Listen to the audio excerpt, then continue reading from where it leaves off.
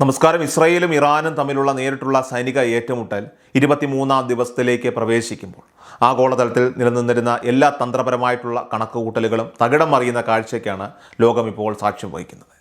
അമേരിക്കയുടെയും ഇസ്രായേലിൻ്റെയും ലോകപ്രശസ്തമായിട്ടുള്ള ഇൻ്റലിജൻസ് സംവിധാനങ്ങൾ, അതുപോലെ മുൻകൂട്ടി പ്രവചിക്കാത്ത തരത്തിലുള്ള പ്രകരശേഷിയാണ് ഇറാൻ ഇപ്പോൾ ഈ യുദ്ധത്തിൽ പുറത്തെടുക്കുന്നത്.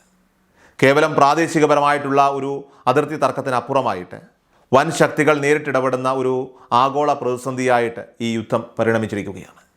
ഇറാൻ്റെ സൈനിക ശേഷി തകർക്കപ്പെട്ടുവെന്ന പാശ്ചാത്യ രാജ്യങ്ങളുടെ അവകാശവാദങ്ങളെ നിഷ്പ്രഭമാക്കിക്കൊണ്ട് യുദ്ധം ഓരോ ദിവസം പിന്നിടുമ്പോഴും കൂടുതൽ സങ്കീർണവും ഭയാനകവുമായിട്ടുള്ള തലങ്ങളിലേക്ക് മാറിക്കൊണ്ടിരിക്കുകയാണ്. ഈ യുദ്ധത്തിൻ്റെ തുടക്കത്തിൽ ഇറാൻ്റെ പ്രതിരോധം ഏതാനും ദിവസങ്ങൾക്കുള്ളിൽ തകരുമെന്നായിരുന്നു അമേരിക്കൻ പ്രതിരോധ വിദഗ്ധർ വിലയിരുത്തിയിരുന്നത്. എന്നാൽ ഇസ്രായേൽ നിരന്തരമായിട്ട് ടെഹ്റാനിലും ഇറാൻ്റെ മറ്റ് പ്രധാന നഗരങ്ങളിലുമൊക്കെ തന്നെ വ്യോമാക്രമണം നടത്തുന്നുണ്ടെങ്കിലും ഇറാൻ്റെ തിരിച്ചടിക്കാനുള്ള ആ ശേഷിക്ക് കാര്യമായ പോറലേറ്റിട്ടില്ല എന്നത് സൈനിക നിരീക്ഷകരെ പോലും അത്ഭുതപ്പെടുത്തുകയാണ്. വലിയ തോതിലുള്ള നാശനഷ്ടങ്ങൾ ഇറാനിൽ സംഭവിക്കുന്നുണ്ട് എന്നത് യാഥാർത്ഥ്യമാണെങ്കിലും സന്ധിയില്ലാത്ത ചെറുത്തുനിൽപ്പിലൂടെ ഇറാൻ ലോകരാഷ്ട്രങ്ങളെ ഞെട്ടിച്ചിരിക്കുകയാണ്.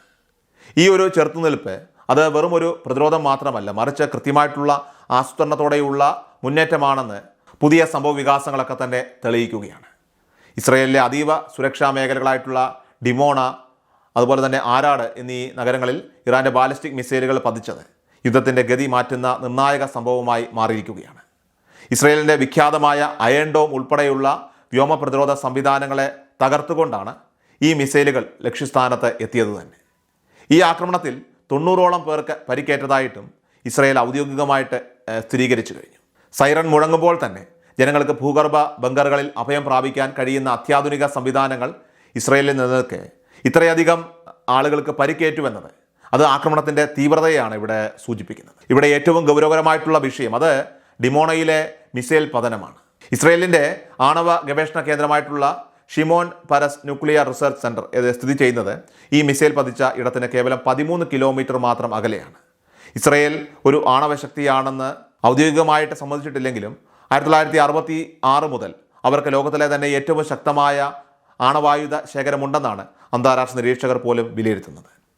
നെഗേവ് മരുഭൂമിയിലെ ഈ അതീവ രഹസ്യ കേന്ദ്രത്തിന് ഇത്രയടുത്ത് മിസൈൽ എത്തിയത് അത് ഇസ്രായേലിൻ്റെ സുരക്ഷാ കവചത്തിലെ വലിയ ഒരു വിള്ളലായിട്ടാണ് ലോകം ഇപ്പോൾ കാണുന്നത്.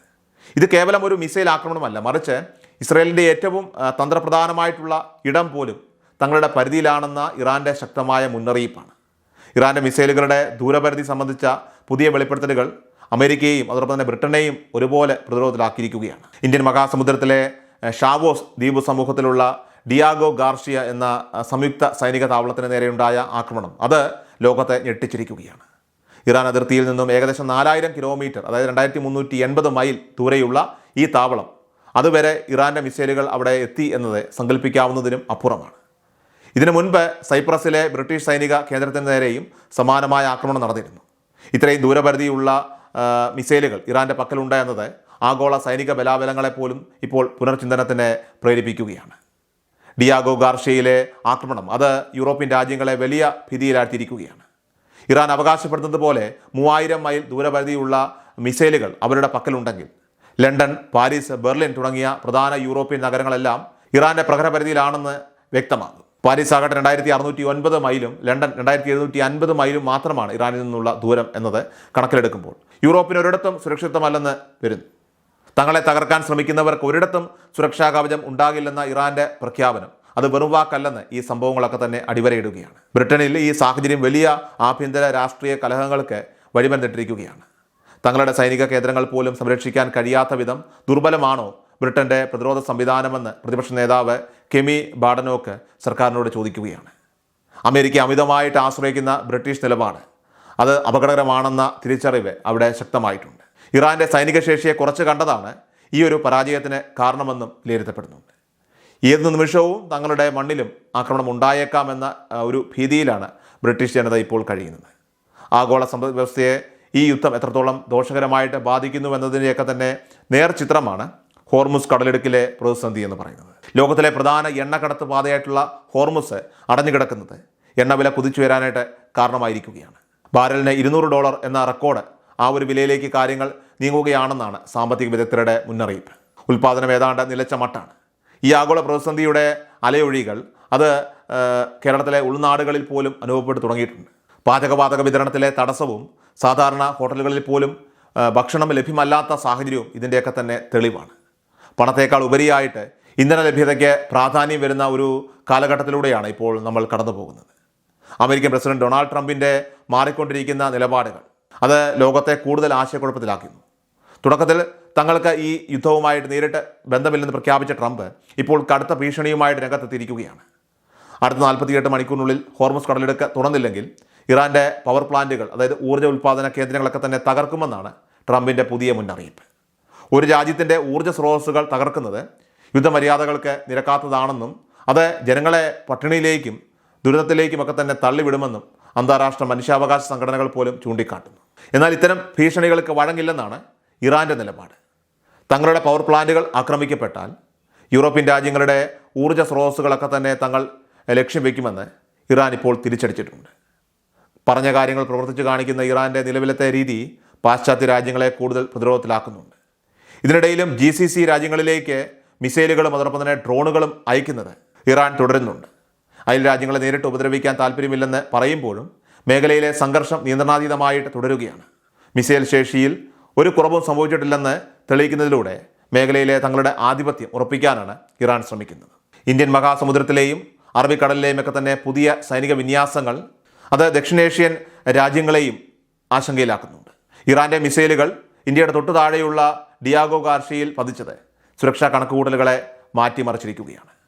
ഇന്ത്യയുമായിട്ട് അടുത്ത ദൂരപരിധിയിലുള്ള സമുദ്രഭാഗങ്ങളിൽ ഈ യുദ്ധത്തിൻ്റെ കരിനിഴൽ വീഴുന്നത് വ്യാപാര പ്രതിരോധ മേഖലകളിൽ വലിയ രീതിയിലുള്ള പ്രത്യാഘാതങ്ങൾ ഉണ്ടാക്കും. അറബിക്കടലിലെ പുതിയ സൈനിക നീക്കങ്ങൾ സൂചിപ്പിക്കുന്നത് യുദ്ധം കരയിൽ നിന്നും കടലിലേക്ക് കൂടി ഇപ്പോൾ വ്യാപിച്ചിരിക്കുന്നു എന്നതാണ്. ബ്രിട്ടന്റെ അത്യാധുനിക ആണവ അന്തർവാഹിനിയായിട്ടുള്ള HMS ആൻസൺ അറബിക്കടലിൽ നിലയുറപ്പിച്ചത് യുദ്ധത്തിൻ്റെ ഭീകരത വർദ്ധിപ്പിക്കുന്നതാണ്.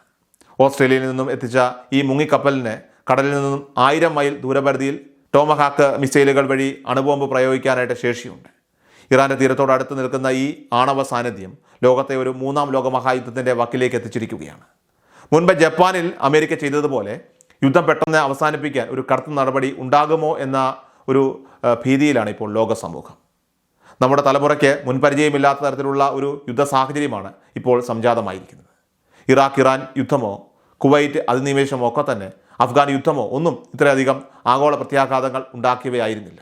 റഷ്യ ഉക്രൈൻ യുദ്ധം പോലും പലപ്പോഴും പ്രാദേശികമായിട്ട് ഒതുങ്ങി നിന്നപ്പോൾ ഈ പശ്ചിമേഷ്യൻ യുദ്ധം ഓരോ രാജ്യത്തെയും സാമ്പത്തികമായിട്ടും സുരക്ഷാപരമായിട്ടും നേരിട്ട് ബാധിക്കുകയാണ്. ആണവായുധങ്ങൾ പ്രയോഗിക്കാൻ സജ്ജമായി വിവിധ രാജ്യങ്ങളുടെ കപ്പലുകൾ നമ്മുടെ തൊട്ടടുത്തുള്ള അറബിക്കടലിൽ എത്തിയത് അത് സ്ഥിതിഗതികളുടെയൊക്കെ തന്നെ ഗൗരവം വർദ്ധിപ്പിക്കുകയാണ്. യുദ്ധം 23 ദിവസങ്ങൾ പിന്നിടുമ്പോഴും സമാധാനത്തിൻ്റെ ഒരു വെള്ളിവെളിച്ചം പോലും എവിടെയും കാണാനില്ല.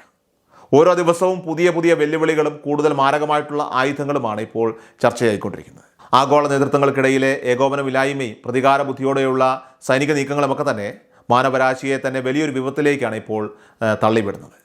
ലോകത്തിലെ അതിശക്തരായിട്ടുള്ള രാഷ്ട്രങ്ങൾ പോലും എന്ത് ചെയ്യണമെന്നറിയാതെ ഇപ്പോൾ പകച്ചു നിൽക്കുന്ന അവസ്ഥയാണ് നിലവിലുള്ളത്. ഈ പ്രതിസന്ധിയിൽ നിന്ന് ലോകത്തിന് എന്ന് ഒരു മോചനം ലഭിക്കുമെന്ന് ആർക്കും തന്നെ പ്രവചിക്കാൻ കഴിയുന്നില്ല. എണ്ണവിലയും ഭക്ഷ്യക്ഷാമവും മുതൽ ആണവ ഭീഷണി വരെ നീളുന്ന ആപത്തുകൾ ഇപ്പോൾ നമുക്ക് മുന്നിലുണ്ട്.